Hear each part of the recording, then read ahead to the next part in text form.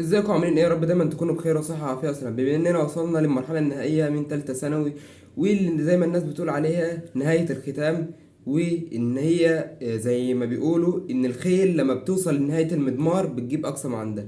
فانا عاوزك كطالب ثانوية عامة تجيب اقصى ما عندك في الفترة الأخيرة عشان ربنا يوفقك ويكرمك وتوصل لنهاية السباق وانت الأول بإذن الله.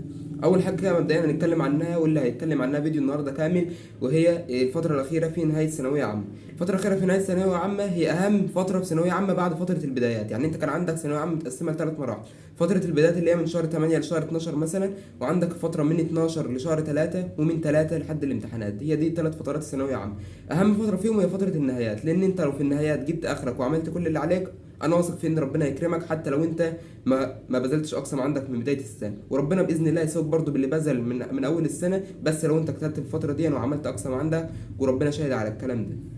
اول حاجه كده مبدئيا نتكلم عنها واللي هينقسم عنها فيديو النهارده، هي ان فتره ثانويه عامه، نهايه ثانويه عامه بتنقسم لحتتين: اول جزئيه وهي فتره رمضان، والفتره الثانيه هي فتره ما بعد العيد لحد امتحانات ثانويه عامه. فتره ما بعد فتره رمضان دي هي اسرع فتره هتمر عليك، ال 30 يوم دول هم اسرع فتره هيمر عليك، وانا بقول لك الكلام ده وانا واثق. عزومات رمضان، مسلسلات رمضان، عندك وقت بيطير، عندك فطار، عندك تراويح، عندك سحور، عندك عزومات. بص اليوم كله هتلاقيه متكركب كده وبيطير زي الهوا. لو انت ما استغلتوش صح وعملتش جدول لنفسك وعملتش تاسكات لنفسك، برضه هتلاقي ان الجدول بتاعك او اليوم بتاعك بيطير. فانت لازم في رمضان تلم كل اللي عليك من تراكمات، وكمان تشوف لو انت ماده ما فتحتهاش خالص من اول السنه تبدا اللي انت تفتحها وتشوف إيه اللي فيها. مثلا جزئيه انت ضعيف فيها تبدا ان انت تجيبها، مثلا القصه بتاعت العربي، القصه بتاعت الانجليزي، مثلا السكيلز، حاجات انت كنت سايبها وسايبها لاخر السنه. احنا جينا فتره لاخر السنه اهو فعلا، فانت لازم تبدا في الحاجات دي وتبدا اللي انت كمان تذاكرها. مثلا انت مراكم مثلا الباب الثالث في الاحياء او واقع منك تجيبه، الباب الثاني في الفيزياء، مسائل الباب الثاني في الكيمياء. كل الحاجات دي المفروض انك تركز عليها في رمضان وتجيبها، بحيث ان انت اول لما يخلص رمضان ويجي العيد وفتره ما بعد العيد لحد الامتحانات تكون انت خلصت كل التراكمات اللي عليك، وتبدا فتره المراجعات النهائيه على نظافه. يعني بعد رمضان اللي هو العيد، بعد العيد مش مدرس هيسمع عليك حرفيا، لان العيد بعده على طول اللي هي فترة المراجعات النهائية. كل المدرسين هيبدأوا فترة المراجعات النهائية، محدش هيبدأ لك من أول وجديد، كله هيبدأ على طول. يلا يا باشا ارجع لك المنهج على السريع وخش في الحل على طول، لأن الفترة الأخيرة دي هي فترة الحل.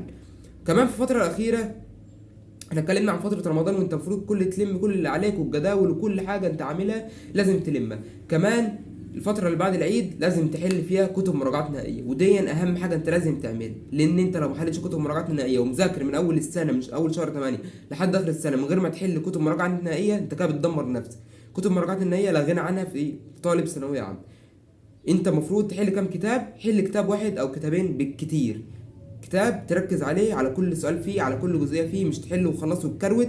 تركز على كل سؤال بحيث انك تطلع مستفاد باكتر قدر ممكن من الكتاب ده. مش بعدد الكتب، مش خمس كتب وست كتب وسبع كتب، لا انت ممكن تحل كتاب واحد يغنيك عن سبع ست او ست كتب. فدي اهم حاجه انت لازم تعملها برضو في فتره المراجعات النهائيه. لما تحل كتاب واحد وتركز على كل جزئيه فيه وتعمل النصايح اللي انا قلت لك عليها طبعا في الفيديو السابق، انا قلت لك على كتب المراجعات النهائيه اللي مش هيخرج عنها الامتحان، ماشي. دي اهم الحاجات اللي انت تعملها: تحل الكتاب او كتابين بالكتير وتركز على كل جزئيه فيهم. لو انت مثلا مش فاهم جزئيه تجيب المدرس هو بيشرحها وتشوف هو بيشرحها ازاي، وكمان تشوف طريقه الحل. وكل الحاجات دي انت لازم تاخد بالك منها لو انت طالب في ثانويه عامه.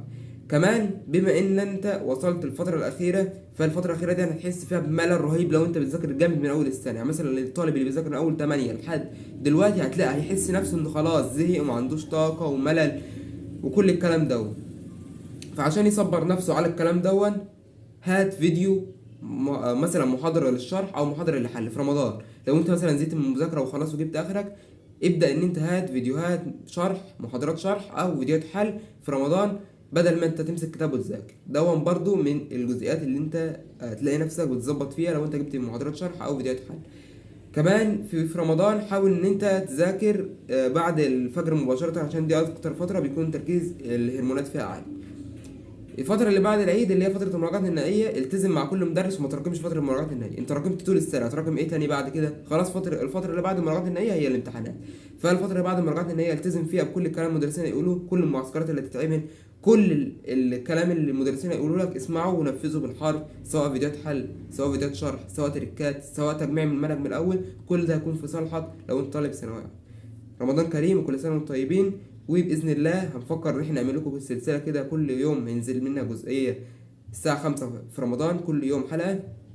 فلو حضراتكم واقفيني اكتبوا لي تحت في الكومنتات. وبس كده، رمضان كريم، كل سنه وانتم طيبين، والسلام عليكم.